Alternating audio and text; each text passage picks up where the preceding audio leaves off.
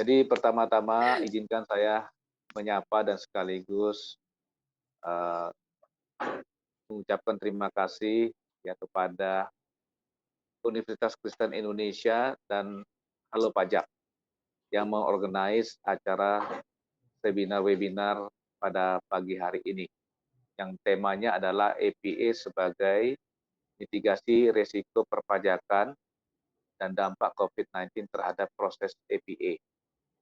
Pada kesempatan ini juga saya ingin menyapa para narasumber kita pada hari ini, Ibu Dwi Astuti dan Pak Dr. Martua Tambunan, dan juga Pak Torang selaku moderator, dan Bapak Ibu hadirin yang saya hormati.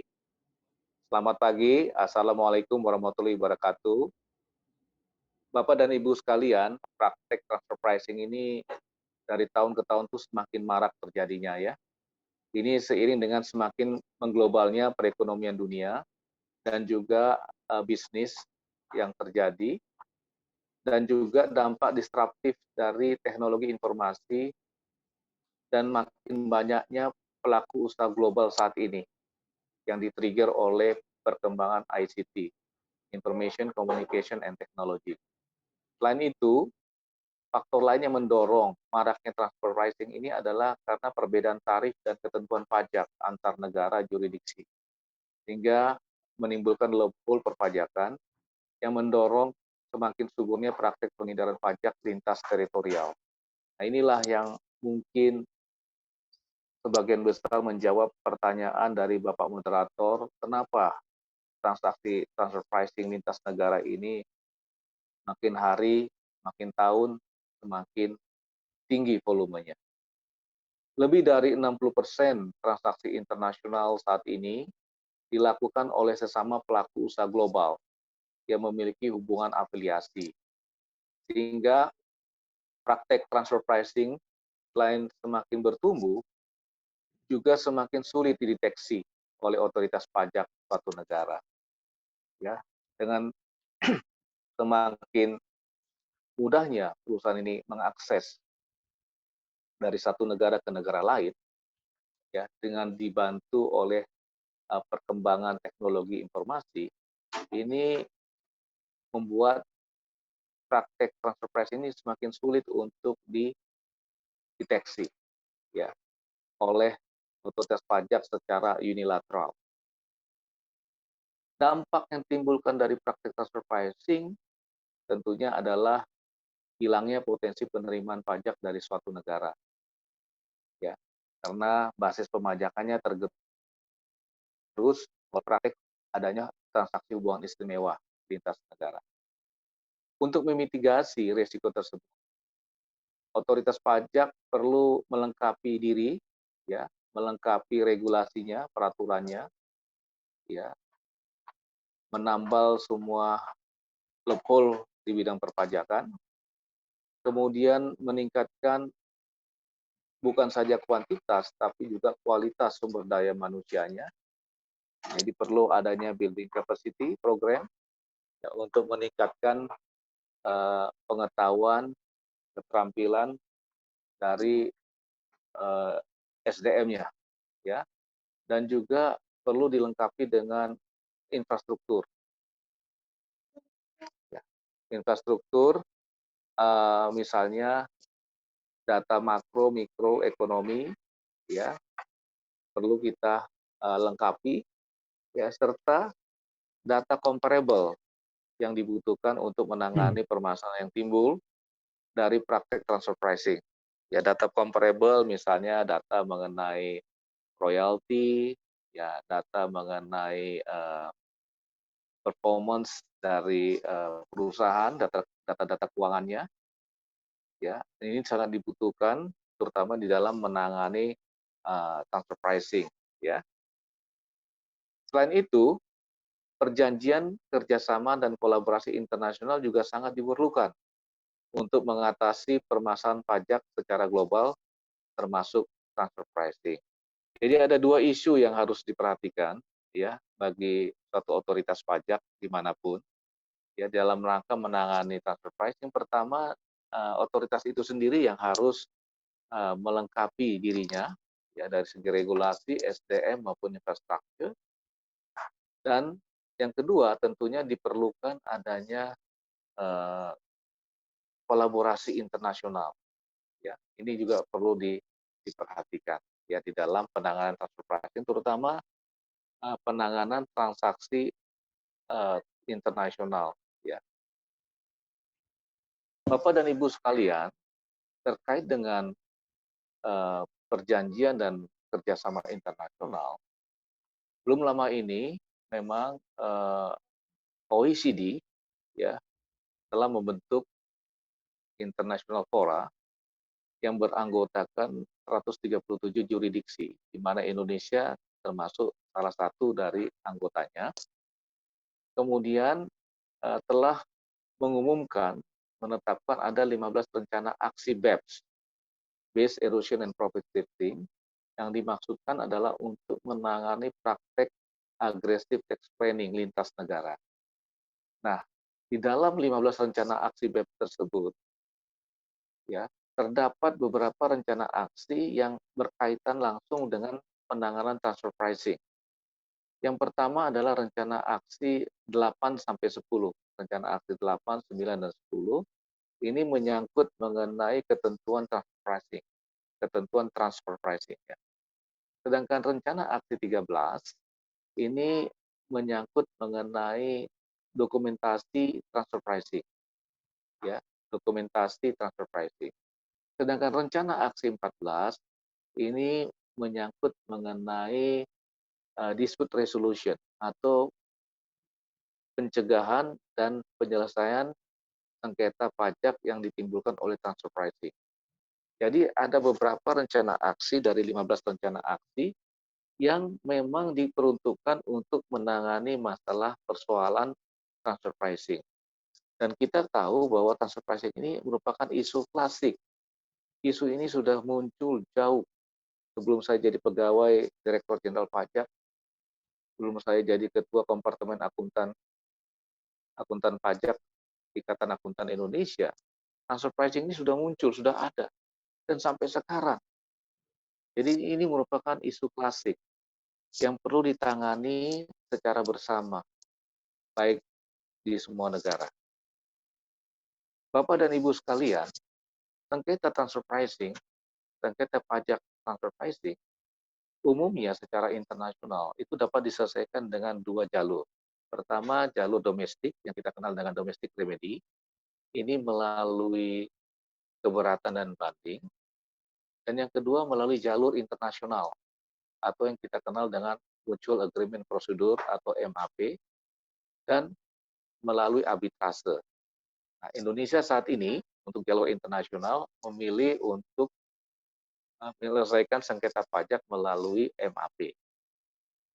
Dan terkait dengan APA, APA adalah salah satu alternatif ya yang dipilih oleh masyarakat internasional untuk mencegah timbulnya sengketa pajak yang diakibatkan oleh transfer pricing.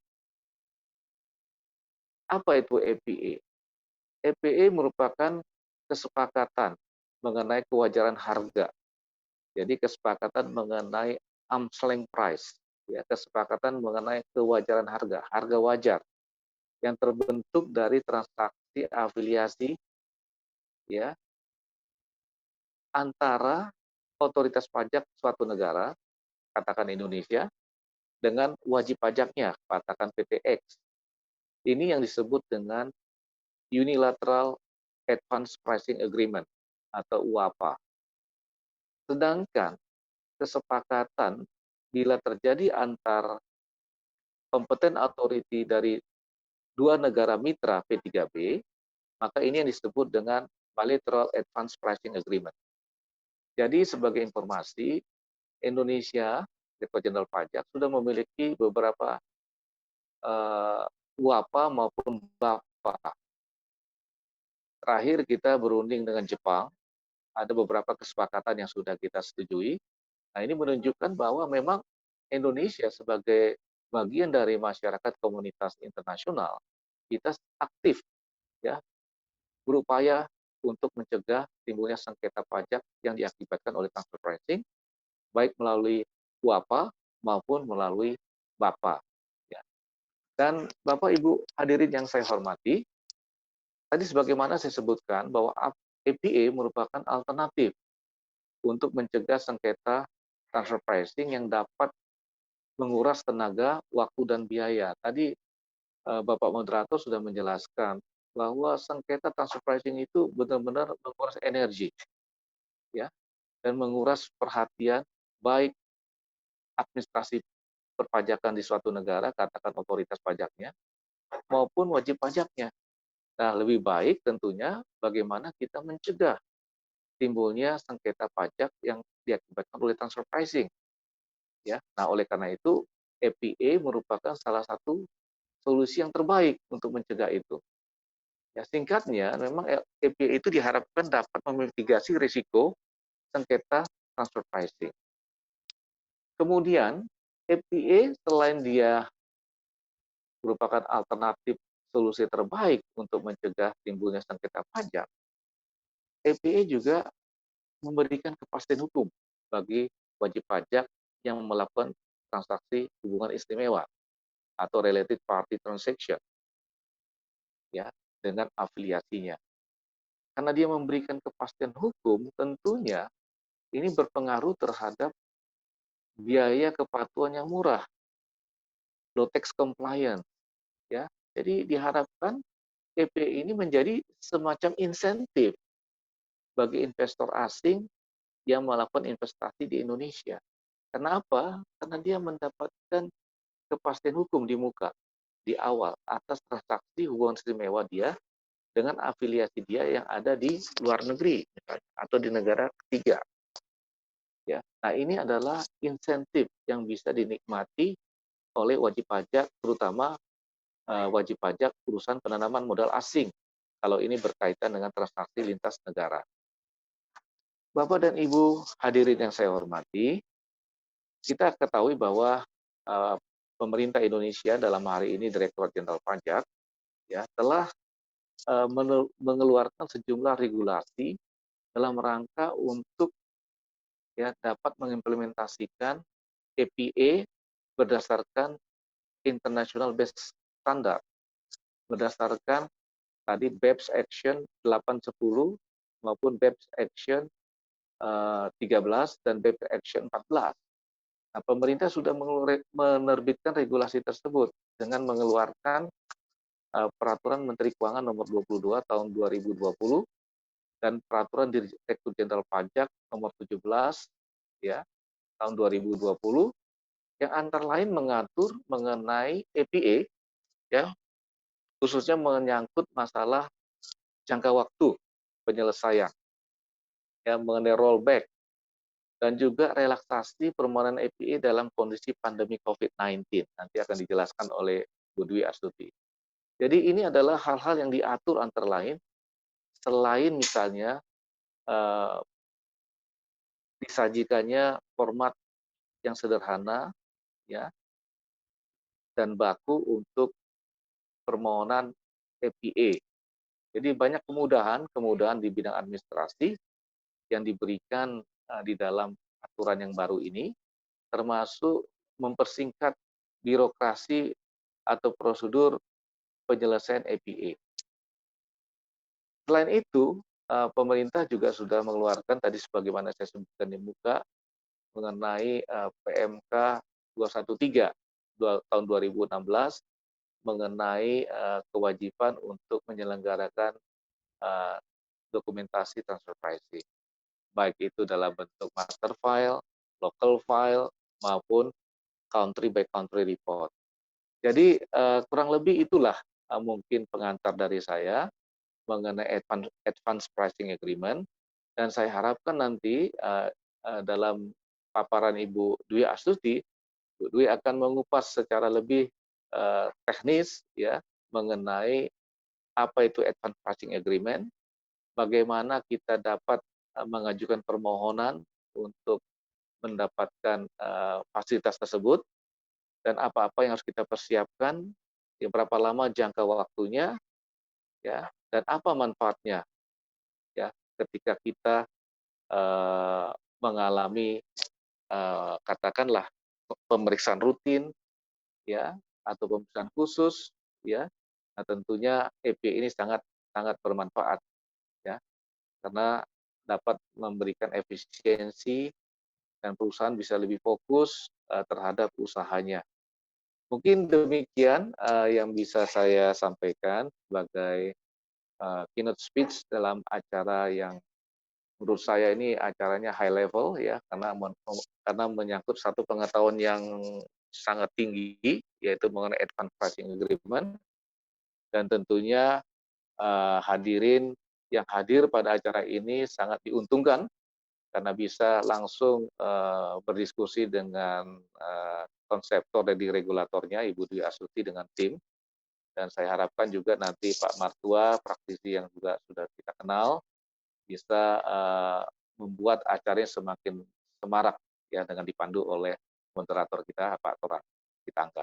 Demikian, sekali lagi terima kasih atas perhatian Bapak dan Ibu sekalian, dan khususnya kepada para narasumber, saya mengapresiasi kalian untuk bisa menyampaikan berbagi pengetahuan kepada para hadirin, dan khususnya juga kepada Universitas Kristen Indonesia dan Halo Pajak atas organize acara ini dengan baik. Terima kasih. Wassalamualaikum warahmatullahi wabarakatuh. Om Santi Santi Om.